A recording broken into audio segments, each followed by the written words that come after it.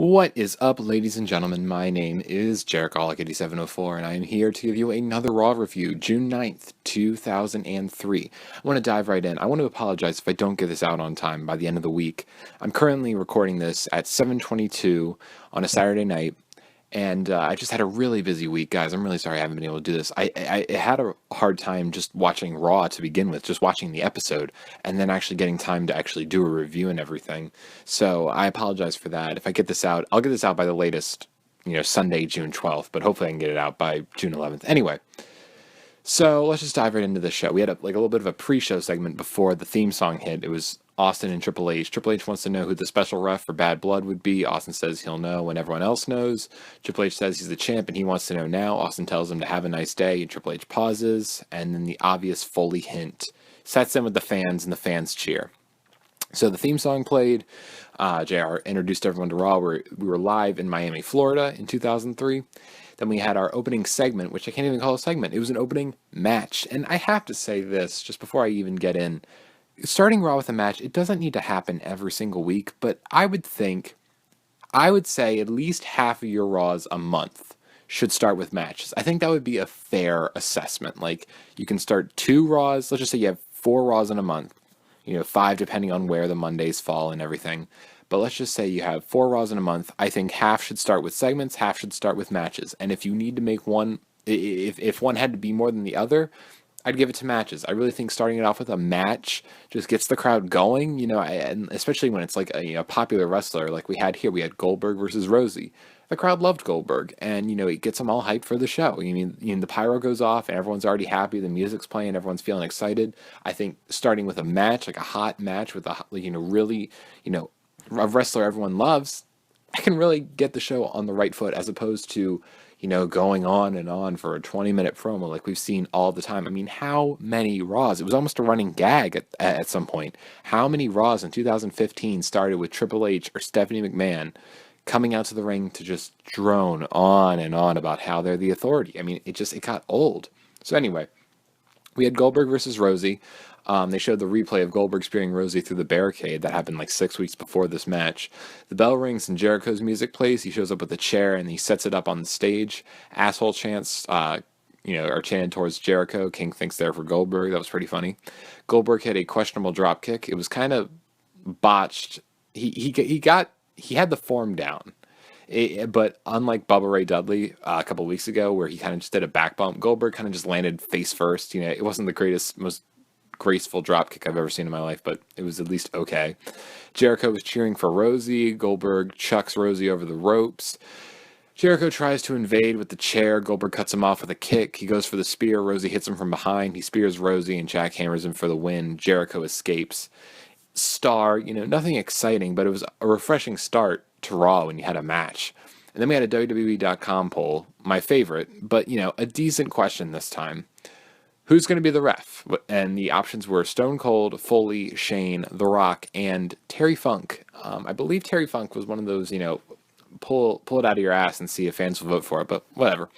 Then we had Rob Van Dam versus Rene Dupree. We didn't even get like a promo after the match. We just went into another match, which I really can't complain with right now. We showed the replay of Austin's verbal emasculation of Kane. I feel like I've seen this match 1,000 times between Rob Van Dam and Rene Dupree. I mean, just some form of Kane and Rob Van Dam versus La Resistance. I just feel like they've been going at it for weeks. Even though this is the 5th Raw review I'm doing, I feel like I've seen this match a million times. RVD starts strong with a bunch of kicks and springboards. He did the leg lariat to the barricade. Dupree gets the heat after RVD goes shoulder first into the post. RVD drops Dupree into the turnbuckle, rolling thunder. He misses the frog splash. RVD gets a leg scissor roll-up, and that is your winner. Rob Van Dam via roll-up. Starting 3/4, nothing exciting, but it was fine. Sylvan shows up and attacks Rob Van Dam. JR and everyone else wonders where the hell Kane was. The camera even pans to the empty stage to show that Kane wasn't coming out. They hit their little double team finisher on Rob Van Dam, and then they go to commercial break. Then we had a backstage segment, Austin and Bischoff and the Redneck Triathlon wheel. Bischoff put all the ideas for the triathlon on the wheel and says they'll spin to decide the events. Pie eating contest was first. Bischoff was all excited because he was like, all right, we can eat strawberry pie, chocolate pie, pumpkin pie, pecan pie, and stuff like that. Austin says it's not cherry pie or pumpkin pie or pecan pie, it's poontang pie. Both were like, all right, we're in. Bischoff also asked Austin, who the who the special ref's going to be for the Hell in a Cell match. He does the little bang bang thing. And he's like, is it that? And King's very excited for the pie eating contest. JR mentions Classy Freddie Blassie, and they show a replay of Blassie telling Devon to get the tables, and they showed a promo of Blassie with other guys giving their thoughts on him. It was very nice, nice memorial for the guy. Then we had a backstage segment, RVD confronting Kane. RVD confronts Kane, says, where the hell were you? He was like, they beat the snot out of me back there. It's TV14. He was saying, beat the snot out of me. I don't know. I've never heard that. I mean, I have heard that, but like, beat the snot out of me. I feel like that's just something someone who isn't pissed off would say, but, whatever. Kane says nothing, and he walks away. Then we had a tag team match, Trish Stratus and Ivory versus Victoria and Jazz. JR says, speaking of pairs, and both King and I had the exact same thought. We thought we were talking about the puppies, obviously, but he was talking about a tag team match. Jazz got on the mic and told her last week was all luck and that the bitch was back. Ivory went right after her and the crowd went nuts. Trish and Jazz go at it. Victoria gets the tag and goes insane. JR says it's Trish Stratus versus Jazz at Bad Blood, which I don't remember at all. And those of you who have seen Bad Blood, because I have seen Bad Blood 2003 several times, one of the DVDs I owned as a kid, I do not remember that match at all. And I don't even think it happened on Sunday Night Heat. As a matter of fact, I can look it up right now. Let me just look it up. Let me go to Wikipedia right now, because Wikipedia, as we know, is the trusted source of all information. I'm going to look up Bad Blood 2003. I swear, maybe it happened on Heat, but I really cannot remember anything. Like, I'm usually, if a match happened on Heat, they'd put it in the DVD as like a special feature. No, we did. On Sunday Night Heat, Ivory defeated Molly Holly. So Trish and Jazz did not get their title match at all. So I don't know what happened there. Maybe Jazz got injured or Trish got injured, and I just don't remember that, but whatever. Then we had a stupid moment. Trish hits a chick kick, and Jazz breaks up the pin. Ivory goes after Jazz, and then shit hits the fan. Trish tags Ivory, who goes to the top, but Victoria grabs her and preps to throw her over the top rope. Trish can plainly see this, but does nothing, and instead baseball slides Jazz. Like Ivory is perched on the rope, and they were doing like the Flair spot, like whenever Flair went to the top rope and like someone grabbed him, and then Flair was like, oh no, oh my god, no, and then they'd throw him over the top rope. That was the classic Ric Flair spot. That's what Jazz and Ivory were doing, and Trish is like literally in plain sight. Like if she just turned her head like 20 degrees, she would plainly see that Jazz is, holding up Ivory, and not to mention Ivory's like screaming and everything, but instead Trish just baseball slides Victoria, who's not even a threat anymore. She's just, injured on the outside of the ring. So I have no idea what was going on there. It made Trish look like a complete numbnuts.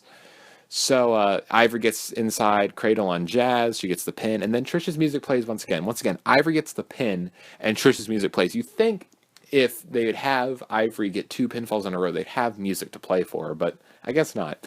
2.25 stars. This match was actually very fun. It's probably one of the best matches on the show, to be honest. Then we had a backstage segment, Christian and Jericho. Christian is practicing a spinneroonie. He spins off. He has a spin-off with Booker T tonight. Jericho's trying to leave. Christian's like, he's going to kill you, in reference to Goldberg. Jericho says he's made Goldberg crazy, and because he's so out of whack, he's going to make a mistake at his match with Bad Blood with Jericho. And when he does, Jericho can beat him. Jericho says he can't see Goldberg because he's a wild animal and he'll tear him apart. Christian tells him to go since he's so dangerous. I will say Christian and Jericho really shined in these, the 5 weeks I've been reviewing these Raws. Jericho and Christian have been the highlight of the show for me. And, I know that's very apropos because Jericho's nickname was the highlight of the night. But honestly, off the top of my head, Jericho, Christian, Ric Flair, and Shawn Michaels have been the glue that have held these Raws together. And Test and Stacy Keibler have also done their part in making these Raws entertaining for me. But we'll get to them in a bit. But those 4 guys, seriously. And I think it was here that Christian showed that, Christian really could have been, I don't want to say a top guy, and I don't really want to say, Edge had a more serious tone to him. I feel like Edge was able to, create a serious tone for himself, and Christian really wasn't. He was never able to get out of that little, Edge and Christian totally awesome surfer gimmick that they had created. But Christian was fucking entertaining as all hell in 2003. He was one of the best parts of Raw. And I do think Christian, if they built him up enough and if he had more support, and from the guys in the back, I really think Christian could have been a world champion. I don't think he would have been the top guy. I don't think he would have been the face of the company, but he could have been a great comedic heel champion, kind of like a Kurt Angle in his early day, like how Kurt Angle was kind of like a delusional heel. I think Christian could have played that role to a T, and I really think it's unfortunate that we never got like a big Christian title win. I know he won the World Heavyweight title 2 times in 2011, and that was a nice moment, sure, but we all know it kind of happened because Edge had to retire. And, I just feel like they kind of missed the boat with Christian because he did great as a mid-carder, and he was a good mid-carder, but I really think, especially during the brand split, when you needed more champions, hell, I would think a Christian versus Triple H, I know it sounds ambitious, but hell, that would have been fun. I would have loved that. You could have made a heel versus heel match that people actually, I think, would have cared about. Because Christian, people did boo him, but I think it was like a fun booing. It was part of his act. Christian was entertaining as all hell. I'll give him that. I loved Christian during this time, and he's really been one of the best parts of Raw for me. So anyway, we had Scott Steiner versus Lance Storm. Lance Storm gets the jobber entrance. Tess comes out for commentary. Lance Storm attacks Steiner from behind. Tess says he's rich and can have any girl he wants. Steiner hits a big slam and then pretty much dominates. Tess tries to take Stacy. Steiner cuts him off. Storm hits Steiner and hits a springboard forearm, which basically is the phenomenal forearm. I kind of marked out for that. Steiner gets the pin. Tess gets the big boot on Steiner and brings in the chair and hits Steiner right on the fucking head. I swear to God, Steiner barely got his arms up. Granted, I know he can pretty much put one arm up and it will block everything because his arms are so fucking huge. But really, Tess got Steiner right on the head. Always uncomfortable when you see an unprotected chair shot. It was kind of protected, but still, it hit him right in the head. Once again, Tess' bad acting stole the show. The way he delivered these lines, again, he was doing the angry face with the vein popping out of his head, and he was just like, "I'm sorry, Stacy, you don't have to be my girlfriend. I'm gonna make you my whore." He said it just like that, and he made the weirdest face of all time. He then kissed Stacy, who tried to slap him, but he catches her arm and twists it. JR is like, "This vile human being," and everything. JR is pissed off. Then we had Austin announcing the ref. The WWE.com poll results were in. 62% say it was Foley. How it's not more than 62%, I don't know. My only explanation is there were a bunch of people at home haha, I'm going to vote Terry Funk for shits and giggles. That's the only way. They made it so obvious it was Mick Foley. How it was only 62%, I really hope it was just the WWE fans just being, little spontaneous losers and not voting for the obvious pick. Austin comes out. Austin says the ref is the only man crazy and sick enough to ref a Hell in a Cell match, and it's the hardcore legend Mick Foley. Mick Foley says he's come back home. Foley says he was so excited when Austin says he needed a special ref. When he got the call, he said, hell yeah. Foley talks about how he helps teach kids, and they always ask questions, and the one question they always ask is how it felt to fall off the top of a cell. Foley says the only thing he needs to do is count to 3. He's not in anyone's corner on this. Triple H's music hits. Triple H says none of this concerns Mick Foley. Foley's just an ordinary guy like all the other fans. Triple H says he retired Foley in 2000. Foley says that's true. He did retire him in 2000, but what he could not do was keep him down.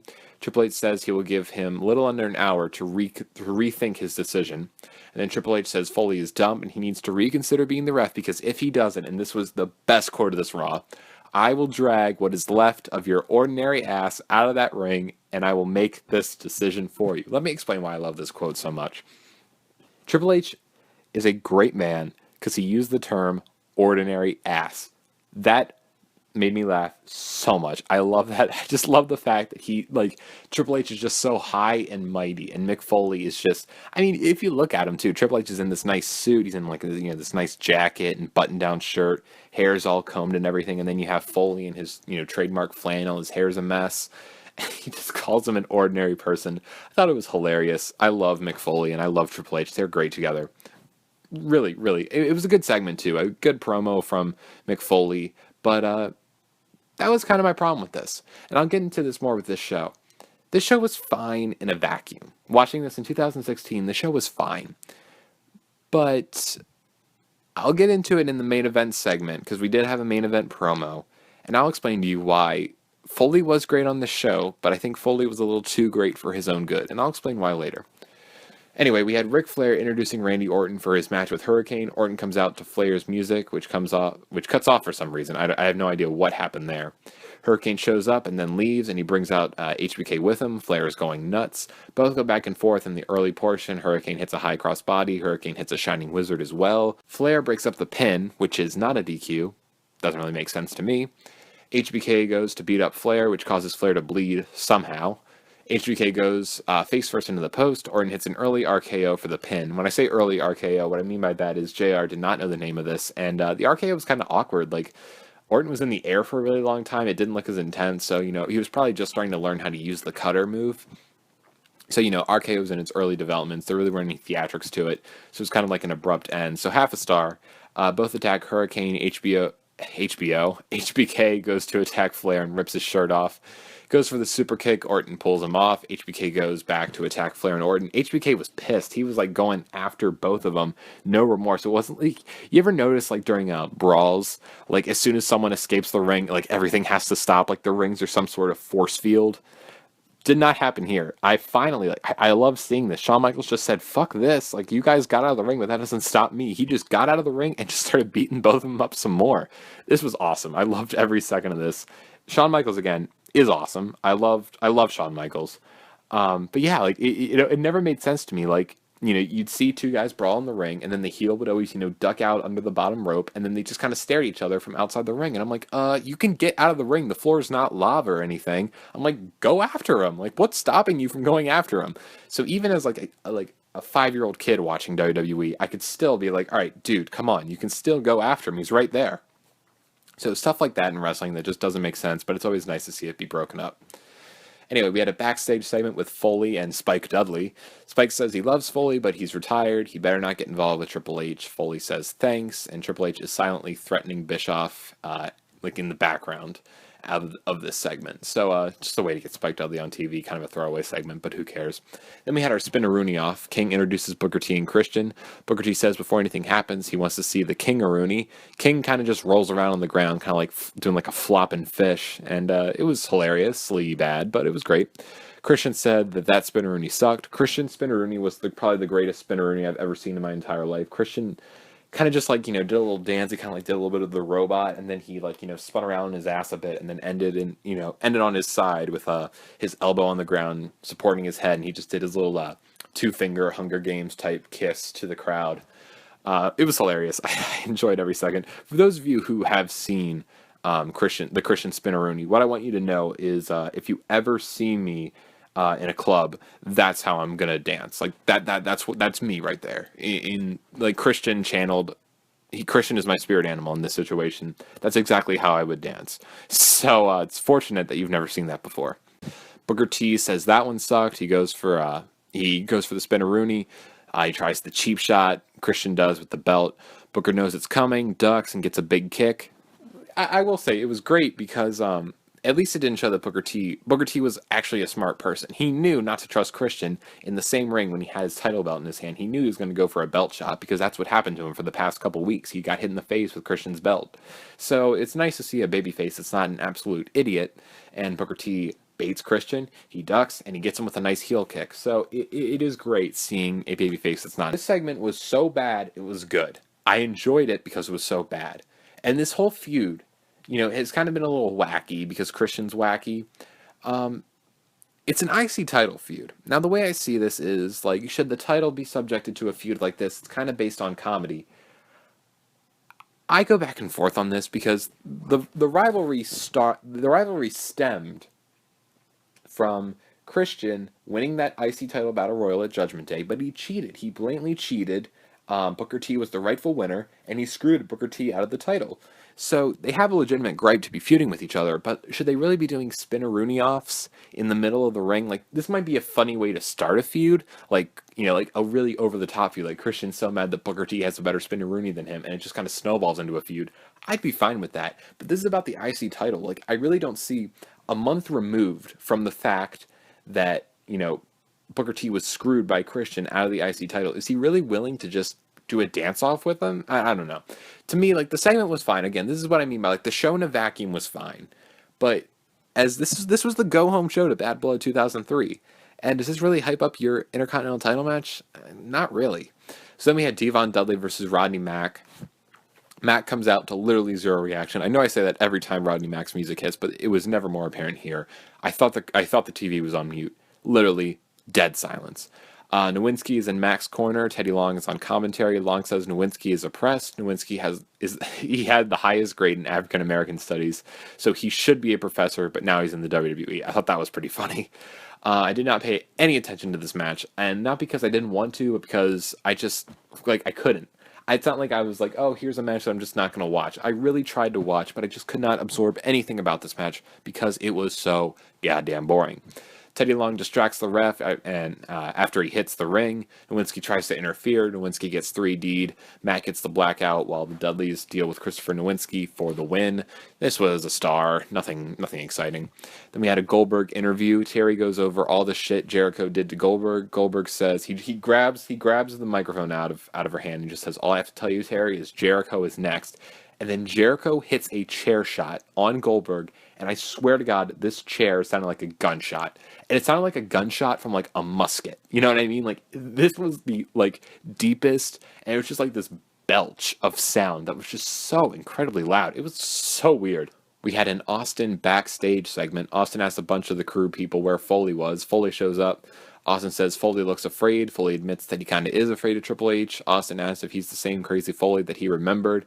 Austin says he's kind of making him sick, and he says Foley better make a decision. He better make the right one. Then we had a main event promo. Triple H comes out to the cell. Tells Foley that time's up. Foley comes out pretty quickly. Foley says that he thought about it, and while it was nice to get cheered, he made a decision to return to his ordinary life that Triple H had mentioned earlier. He said that he was going to return to his ordinary life on Monday, June 16th, because he was going to be busy on June 15th. Foley says he's going to ref the cell match. Foley says fans should see Triple H and Foley one more time, and he says he's going to take an ass-kicking, but he's going to take it right here, right now, on Monday Night Raw. Foley heads toward the ring, and what ensued was probably one of the greatest moments of Raw. Foley just goes in towards Triple H. Triple H just starts beating him up, and then Foley just starts wailing on him. He just comes back with just a flurry of punches. And what makes it better, what makes any good brawl segment better, is Jim Ross going nuts. I cannot tell you how awesome JR is, because he makes you feel when JR gets excited, you get excited too. And I just you see this brawl and it's like, oh, this is cool, but when JR is going nuts, you can't help but go nuts. Oh my God, I love this brawl so much. Foley's going back, and then he does the bang bang, and the crowd goes crazy.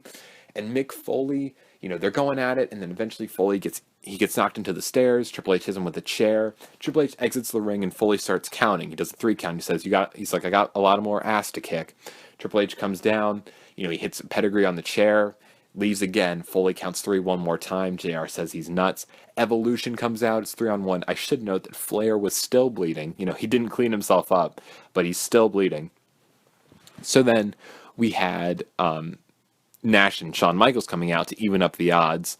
Shawn Michaels takes care of Orton and Flair, and then we had Nash just beating the shit out of Triple H. They trade bombs, but Nash just eventually just starts beating the shit out of him. Hits a big boot. Nash makes the greatest angry face of all time. Hits a jackknife powerbomb, and I should mention this. I don't know if I mentioned this any other time, but I think the jackknife powerbomb is my favorite powerbomb. I know it doesn't look as impactful as others, but I just love how Nash just literally picks someone up and just drops them. I do love the jackknife, and I think that's definitely my favorite powerbomb.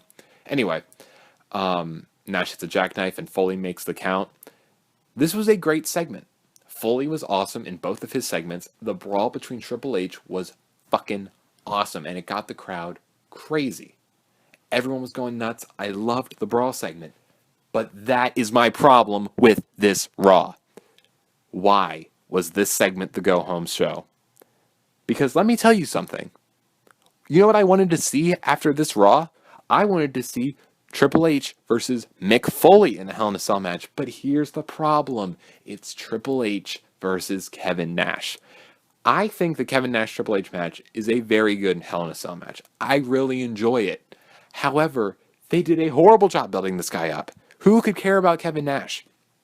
For the past 4 weeks, ever since Judgment Day, Kevin Nash has been in one main event, and his whole MO has been intervening in the main event with whoever Triple H is feuding with. Triple H is always more entertaining when he's with someone else. That's how they've been booking this. Triple H is in another feud with another wrestler, but he just has Kevin Nash in the back of his mind. Kevin Nash was never the forefront. He barely got any mic time. He got one interview with Terry, and that was 2 weeks ago. And he barely showed any, like, he barely showed any emotion at all. So why am I invested in Kevin Nash? I'm more invested with Mick Foley, but that's the fucking ref. So this is what I'm saying. In a vacuum, in 2016, watching this Raw, it's a good show. But if I have to grade it for how it would be in 2003, this isn't a good Raw. It did a shit job in building up the first brand exclusive pay-per-view. This is the first brand exclusive pay-per-view. You want this one to be good, but how can it be good when you have a main event that no one cares about? Absolutely ridiculous. So, like, the Spinneroonie off was a fun segment, and the main event was an awesome segment. The main event promo, with Foley and Triple H going back and forth, it was awesome. But I feel like you could have done this Mick Foley thing maybe a week or two before this, and then you can have a final confrontation with Nash and Triple H inside a cell, or like, no, I shouldn't say that. Nash and Triple H maybe like just in the ring one more time, and they just have one more giant brawl. Not to mention, like, you also had Nash and Triple H brawling inside the cell. All right, and I saw Kevin Nash pin Triple H 1, 2, 3, and it wasn't like it was any crooked ref. It was the ref that was going to ref this match. The special ref counted 3 for Nash versus Triple H. So why would I want to see this match again?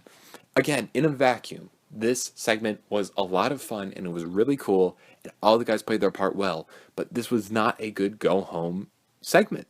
It didn't get me hyped for this match at all. I didn't feel this overwhelming desire to go watch the Hell in a Cell match. Now, granted, I am 13 years removed from this whole pay-per-view and this whole segment in general, but it just didn't really work all that well. So overall, I'm going to give this Raw a 5 out of 10. It was fine. It was an overall good show, but it just didn't do its job in terms of building up the pay-per-view.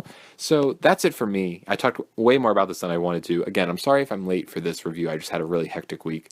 So anyway, I'll see you guys later. Hopefully I can get more videos out to you. I'm going on vacation soon, so I don't know what's going to be like that. I'm hopefully going to get a Raw review out while I'm at the beach. But overall, I will see you guys later. Have a good day.